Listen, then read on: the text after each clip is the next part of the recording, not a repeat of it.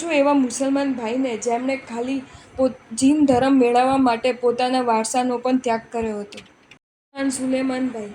પૂર્વના પ્રચંડ પુણ્યોદય સુલેમાનભાઈને સદ્ગુરુનો યોગ થયો. શ્રી અરિહંત પરમાત્માના પ્રભાવશાળી વચનોનો મુસલમાનના હૃદયને સ્પર્શ થવાથી આજીવન માંસ, મદિરા, કંદમૂળનો ત્યાગ કર્યો.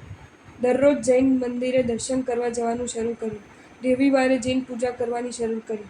શ્રી નવકાર મહામંત્રનો જાપ ખૂબ શ્રદ્ધા સાથે કરવા લાગ્યો.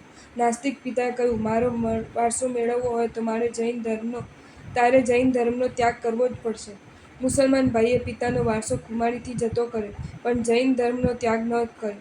જય હો અનંત પ્રભાવશાળી જૈન ધર્મનો. શ્રી વિપાકશ્રુત સૂત્ર. હા હા અહો કજ્જમ. પૂર્વ ભવના પાપો યાદ કરીને નારકીને પસ્તાવો થાય છે, પણ હવે રાંડ્યા પછીનું ડહાપણ છે.